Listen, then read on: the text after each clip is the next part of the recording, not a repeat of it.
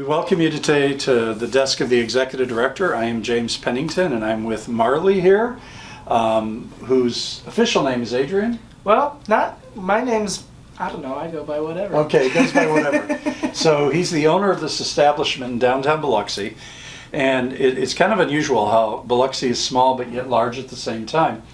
At the very first Friday that I was at, gosh, this would have been after I'd been here 2 or 3 months, I met Marley, I met Marley's father, and met Marley's grandfather at our First Friday kind of music festival. And that was, I think, the very first Friday. It was before it was kind of up and running and big like it is now. Yeah. And you pointed out this was your shop and your store, and your grandfather especially shared a lot about how you ended up here, right, with this shop, because you're pretty much a young entrepreneur. Yeah, I've been collecting records for a long time. My dad's been collecting records for a long time.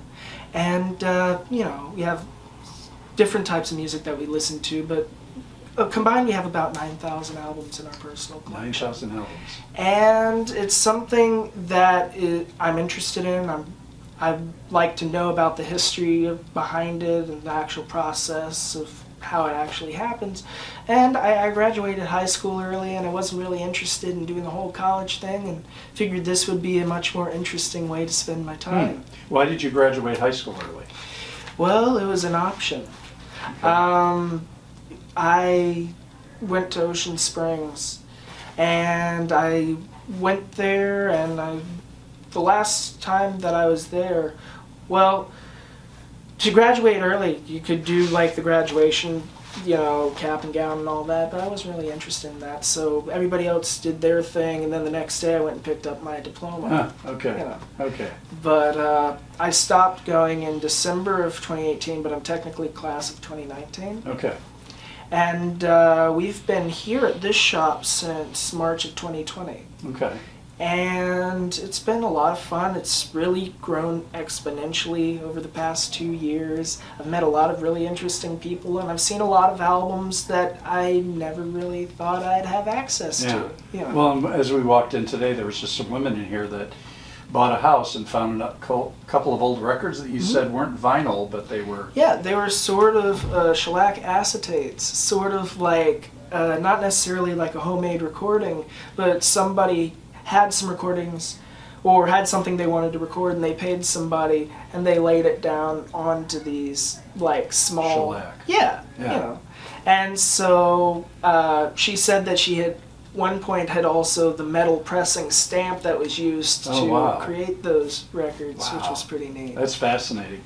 So why the interest in vinyl? Why the interest in records?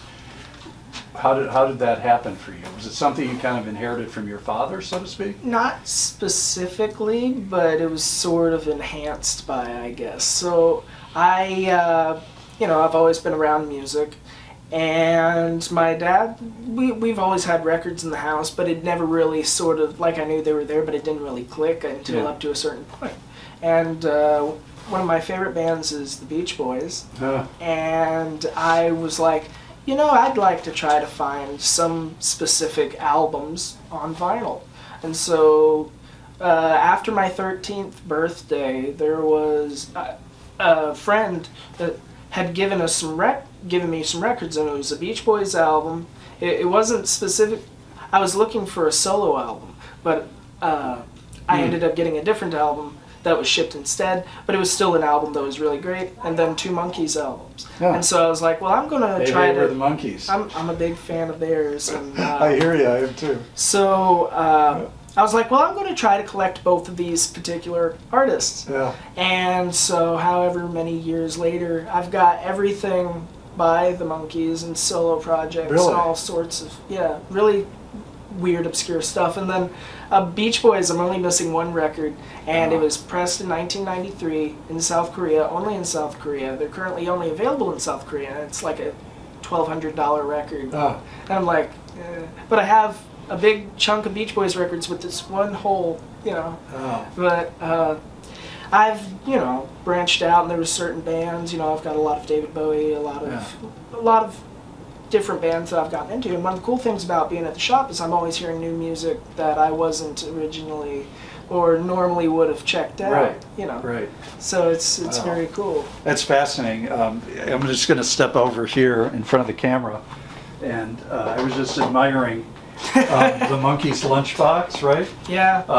My, I love the monkeys too because my sister was older than I was, and she was so into the monkeys. She was in love with Peter Tork. Yeah. I swear, if she could have found him, she would have married him, right?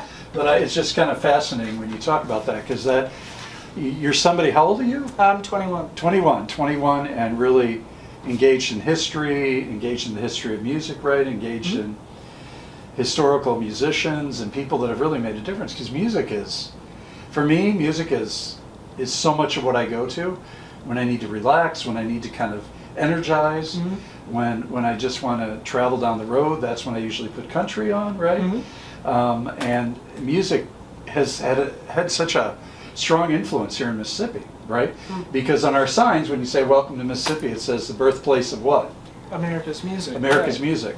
How would you see this as the birthplace of American music? Since you're kind of a local flavor here in Biloxi. Well, but you grew up in Ocean Springs, right?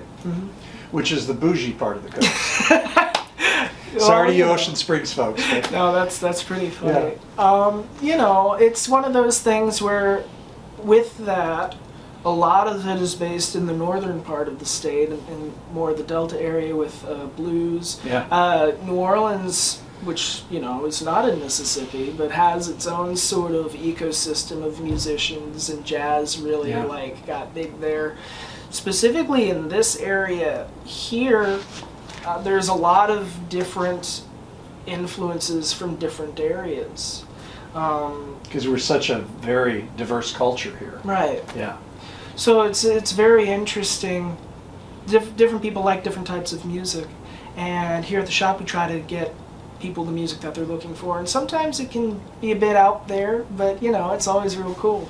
Yeah. And there's a lot of different, you know, restaurants and smaller venues around that do have live music in the area, and you can hear all sorts of different influences through that sort of scene too. Yeah, I'm pretty amazed actually. One of my friends, a shout out to Corey, whose wife is Lauren, who runs the plant-based restaurant here. Yeah, they're really cool. They're really cool. Corey has a great band, right? Kind of funk. Yeah, But yeah. they do a variety of different kinds of music.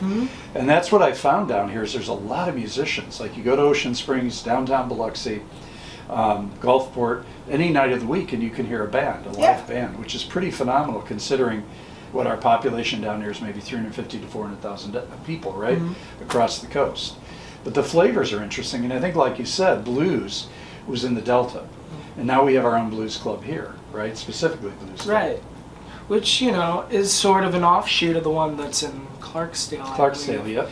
And there's been some cool bands that play there, and there's been some bands that have been given some pretty cool opportunities to play there as well. Yeah.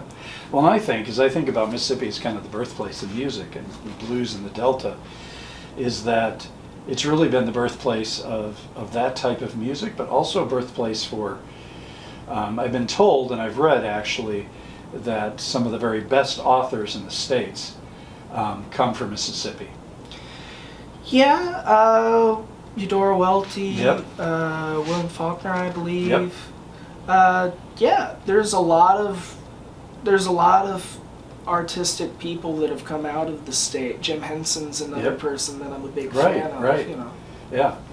So we're really, I think, really a creative, artistic state. And I think when people think of Mississippi, they don't necessarily think of that, right?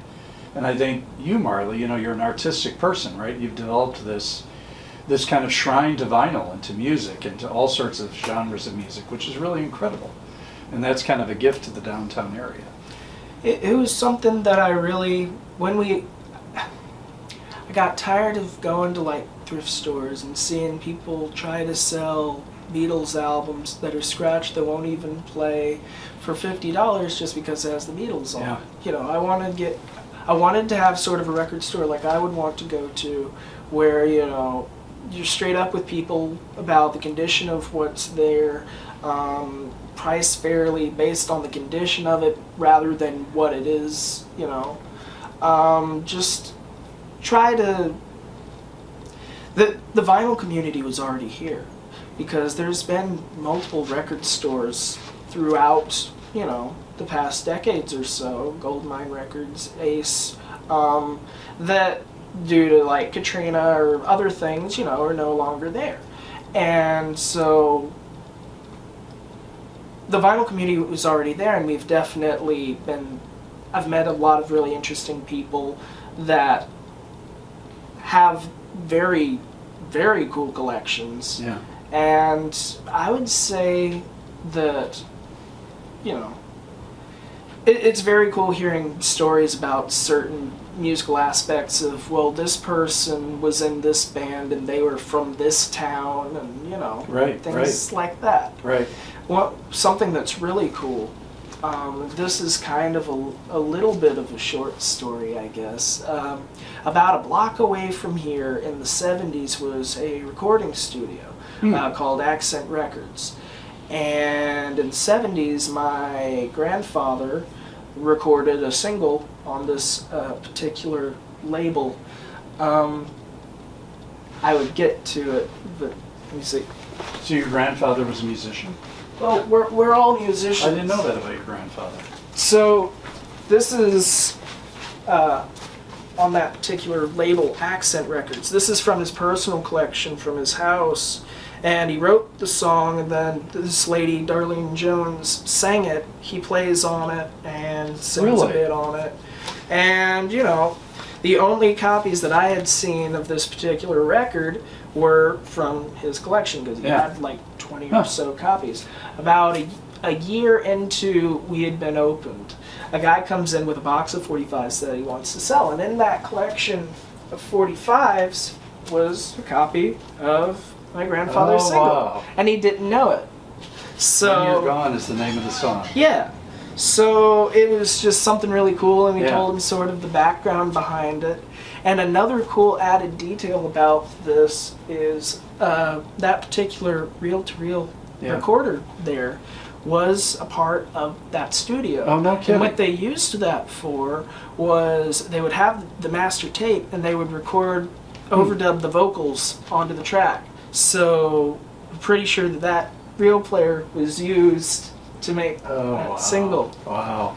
That's so cool. Yeah. Yeah, I actually sat in Marley's grandfather's home for a good couple of hours with one of my staff, and we were talking about tiny homes for people who were unsheltered, living in poverty, and grandfather the vision for completely solar powered tiny homes that he built in Jamaica, I believe, and some other third world islands. So pretty impressive guy. I didn't know he's a musician too. I should have guessed that, right?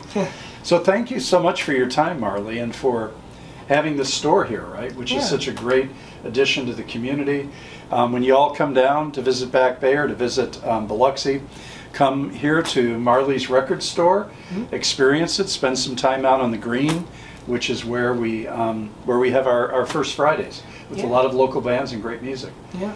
So, the first Fridays are always different. There's always different bands playing. There's like art vendors and food trucks, and we're here, and the shop's always changing. There's always new albums coming in, and there's always something cool to listen to. Yeah.